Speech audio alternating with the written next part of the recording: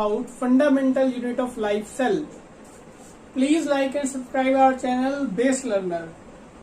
अब बात कर लेते हैं स्ट्रक्चर ऑफ सेल. सेल के स्ट्रक्चर पे, स्ट्रक्चरल बेसिस पे क्या क्या डिफरेंसेस होते हैं.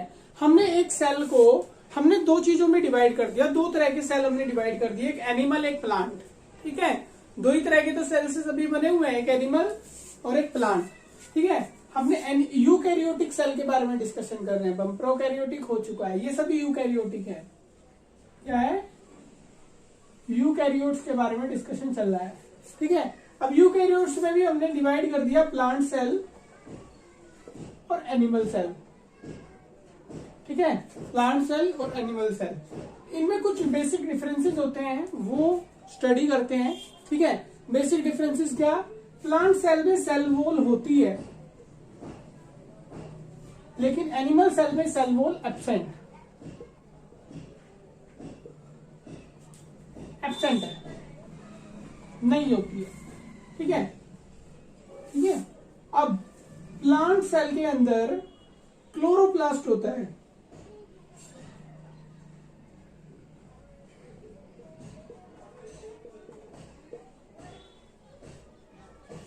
एनिमल सेल के अंदर क्लोरोप्लास्ट नहीं होता है. ठीक है, एब्सेंट.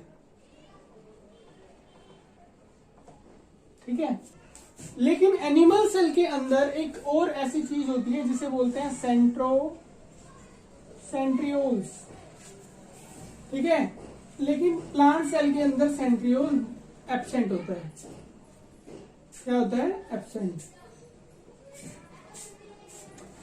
Centrioles absent. ठीक है, एनिमल सेल का साइज क्या होता है, स्मॉल होता है. Small as compare to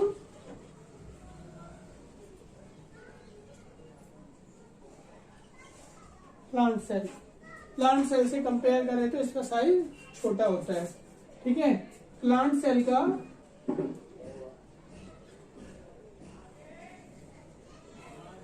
big size होता है. ये थे कुछ बेसिक डिफरेंसेस एनिमल सेल और प्लांट सेल में. Now we are discussing about plasma membrane. अब हम प्लाज्मा मेम्ब्रेन के बारे में डिस्कस करते हैं.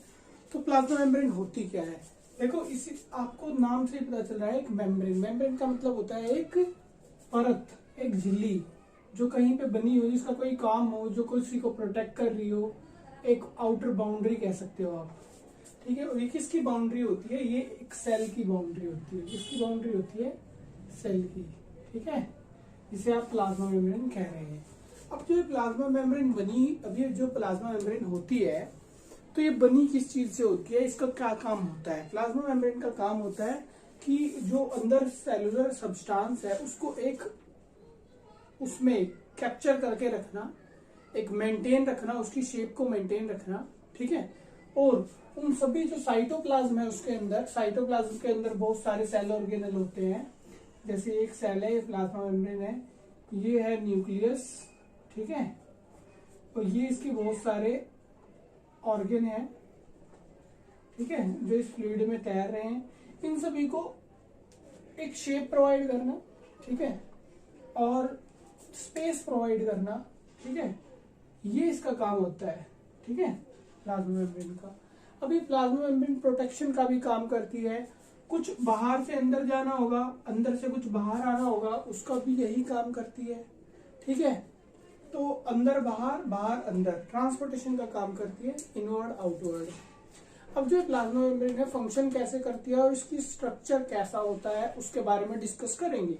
ठीक है, तो चलो देखते हैं. इसका जो प्लाज्मा मेम्ब्रेन का स्ट्रक्चर होता है वो कुछ ऐसा होता है, लिपिड बाइलेयर स्ट्रक्चर होता है. इसका कैसा होता है, लिपिड बाइलेयर स्ट्रक्चर होता है.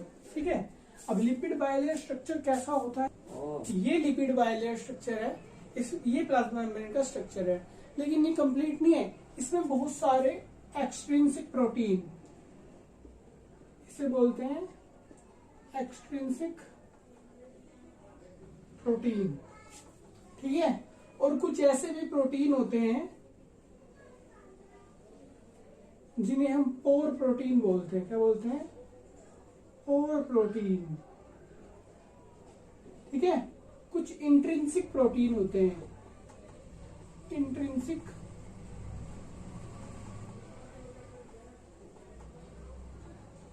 प्रोटीन, ये स्ट्रक्चर है। इसका काम क्या होता है? इसका काम होता है बाहर से किसी चीज को अंदर लेके आना या अंदर से किसी चीज को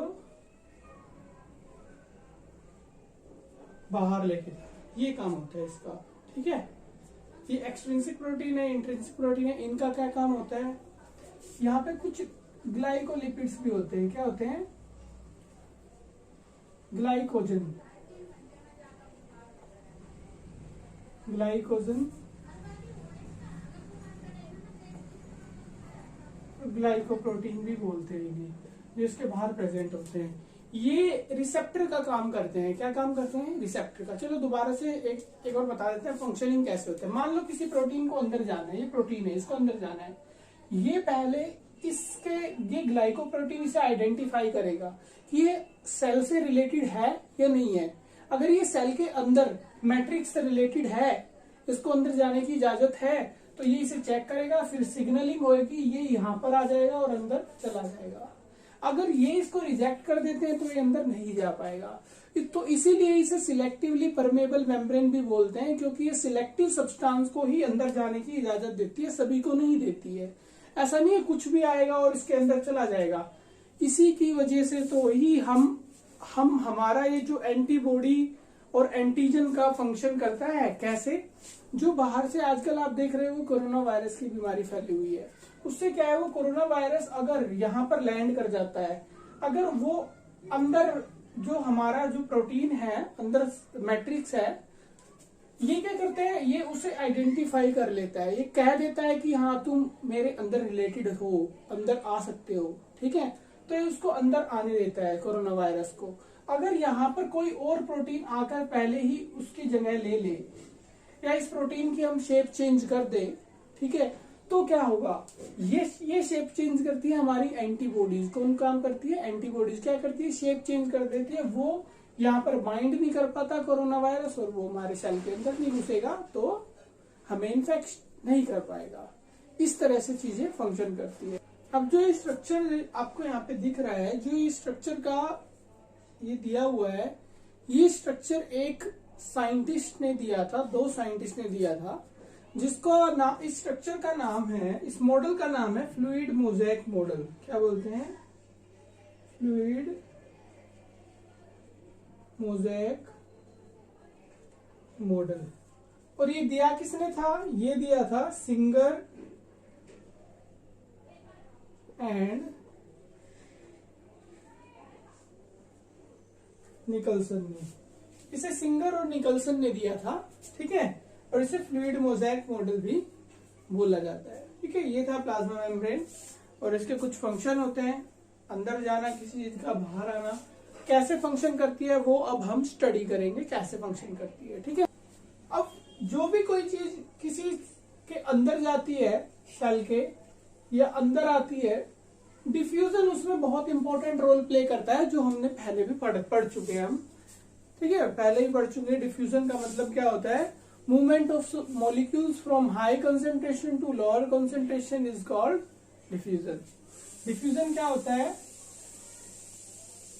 हाई कंसेंट्रेशन से कुछ मॉलिक्यूल्स लो कंसेंट्रेशन की तरफ मूव करते हैं, ठीक है, उसी को बोलते हैं डिफ्यूजन। क्या बोलते हैं? डिफ्यूजन। जब कुछ मॉलिक्यूल्स हाई कंसेंट्रेशन से लो कंसेंट्रेशन की तरफ मूव करते हैं, उसको डिफ्यूजन बोलते हैं। तो इसका भी बहुत इंपॉर्टेंट रोल प्ले होता है उसमें। किसमें? प्लाज्मा मेम्ब्रेन के अंदर जो ट्रांसपोर्टेशन होता है, अंदर से बाहर या बाहर से अंदर। सेकंड, डिफ्यूजन के बाद है ऑस्मोसिस।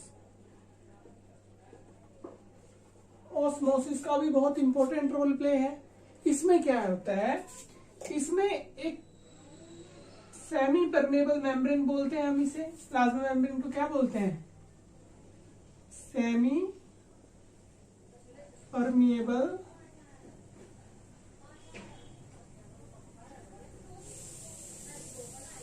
मेम्ब्रेन। क्या एक सेमी परमेबल मेम्ब्रेन है। अब यहां पे है water with high concentration, water with high concentration, तो वो उधर मूव करेगा, semi across semi permeable membrane का मूव करेगा। इधर लो कंसंट्रेशन है, ठीक है, वाटर विद लो कंसंट्रेशन, ये सेमी परमेबल मेम्ब्रेन है। जब वाटर की हाई कंसंट्रेशन से लो कंसंट्रेशन की तरफ मूवमेंट हो रही होगी तो उसको बोलेंगे हम ऑस्मोसिस। क्या बोलेंगे? ऑस्मोसिस बोलेंगे। क्या बोलेंगे बच्चे? Osmosis. Movement of water from higher concentration to lower concentration across a semi permeable membrane या फिर through a semi permeable membrane is called osmosis. समझ में आया? ये दो चीज है जो ट्रांसपोर्टेशन में हेल्प करती है, राइट। अब हम पढ़ेंगे कि ट्रांसपोर्टेशन जो हो रहा है उसके कुछ एग्जाम्पल से जानेंगे कि हाँ ट्रांसपोर्टेशन होता है, और आप अपने घर में भी करके देख सकते हो कुछ एक्सपेरिमेंट। हमने क्या किया, 3 सॉल्यूशन बनाए। एक को नाम दिया हाइपरटोनिक सॉल्यूशन, एक का नाम दिया हाइपोटोनिक सॉल्यूशन,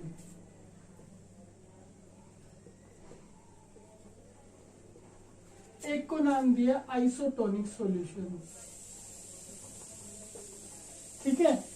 अभी हाइपरटोनिक सॉल्यूशन क्या होता है? हाइपरटोनिक सॉल्यूशन में क्या होता है, जो हमने क्या लिया, वाटर लिया, क्या लिया, वाटर प्लस सॉल्ट, क्या लिया, वाटर प्लस सॉल्ट, और सॉल्ट की कंसंट्रेशन बहुत ही ज्यादा थी, सॉल्ट की कंसंट्रेशन बहुत ज्यादा थी। हमने क्या किया, और यहां पे हमने कैसा सॉल्यूशन लिया,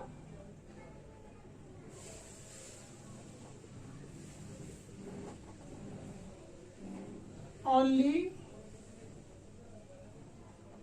प्योर H2O, प्योर H2O ले लिया, ठीक है।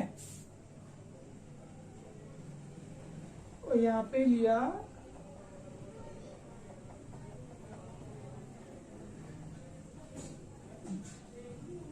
H2O प्लस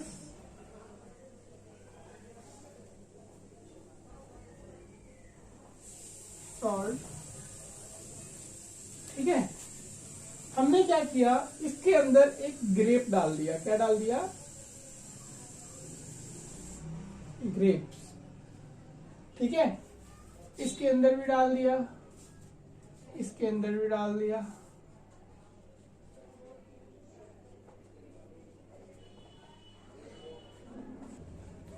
हमने क्या देखा कि जो सेल के अंदर यहां पे क्या हुआ, वाटर की कंसंट्रेशन यहां पे कम है और ग्रेप के अंदर वाटर की कंसंट्रेशन ज्यादा है। तो क्या हुआ, ग्रेप से सारा पानी बाहर चला गया, ठीक है, और ये ग्रेप सिकुड़ गया, बिल्कुल ऐसा हो गया कुछ देर बाद, ठीक है। कैसा हो गया,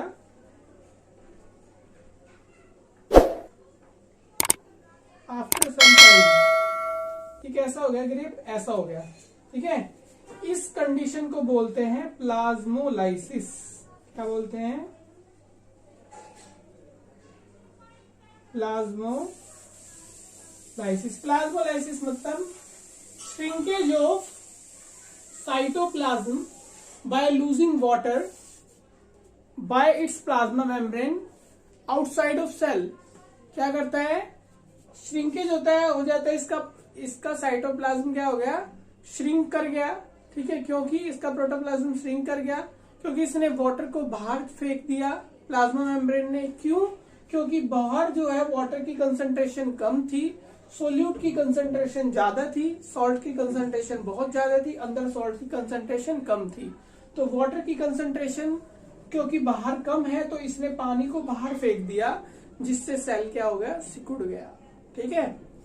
तो इसको बोलते हैं हम प्लाज्मोलाइसिस। क्या बोलते हैं? प्लाज्मोलाइसिस, ठीक है। ये किस लिए होता है? जब होता है जब बाहर वाटर की कंसंट्रेशन कम है, अंदर ज्यादा थी तो इसने अंदर से पानी को बाहर निकाल दिया। इसका एग्जांपल मैं आपको देता हूँ। आप जब भी अपने घरों में क्या करते होगे, शाम को खाना खाते वक्त सैलेड को काटते होगे, आप सैलेड के ऊपर नमक वगैरह छिड़कते होगे। जैसे ही आपने सॉल्ट सैलेड के ऊपर डालते हो, आप थोड़ी देर बाद देखते हो कि वहां पर बहुत सारा पानी आ जाता है प्लेट में। आपको ये नहीं पता होता वो पानी आया कहाँ से। तो अब आप आज आपको पता चल गया होगा वो पानी आता है प्लाज्मोलाइसिस से। ठीक है, क्योंकि बाहर सॉल्यूट की कंसंट्रेशन ज्यादा हो जाती है, सॉल्ट हो जाता है, अंदर तो वाटर होता है। मान लो आपने कुकुम्बर को काट लिया, काटने के बाद देखा उसके अंदर तो वाटर है, लेकिन बाहर जब आप उसमें ऊपर नमक डाल देते हो तो वहां पे वाटर नहीं रहता है, तो अंदर से वाटर बाहर आ जाता है। फिर आप देखते हो जब आप खीरे खत्म कर चुके हो तो प्लेट में पानी होता है, तो वो कहां से आया, वो उस खीरे के अंदर से आया। ठीक है, अब बात करते हैं हाइपोटोनिक सॉल्यूशन में। हाइपोटोनिक सॉल्यूशन में क्या होता है, ये सेल, ये जो ग्रेप था ये फूल के बहुत बड़ा हो चुका होगा। ठीक है, ये फूल के बहुत बड़ा हो चुका होगा, स्वेल कर चुका होगा। ठीक है, फूल चुका होगा। क्यों फूला ये क्यों फूला, क्योंकि यहाँ पर वाटर था, ओनली वाटर। ठीक है, तो यहाँ पर वाटर की कंसंट्रेशन क्या थी, हाई। वाटर की कंसंट्रेशन क्या थी, हाई। अंदर वाटर की कंसंट्रेशन क्या थी, कम। इसलिए बाहर से पानी अंदर चला गया। ठीक है, और इसमें अंदर से पानी बाहर चला गया। ठीक है, तो इसीलिए स्वेल कर गया। ठीक है, आइसोटोनिक सॉल्यूशन में क्या था, दोनों की कंसंट्रेशन समान थी।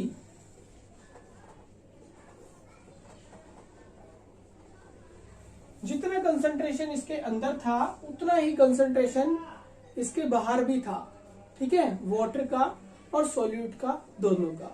ठीक है, सॉल्यूट का कंसंट्रेशन दोनों तरफ समान था, सॉल्यूट का कंसंट्रेशन अंदर भी और बाहर भी समान था, जिसकी वजह से क्या हुआ, नो मूवमेंट, कोई मूवमेंट नहीं हुई। तो इससे हमें पता चलता है कि हाँ, प्लाज्मा मेम्ब्रेन क्या होती है, मूवमेंट होती है।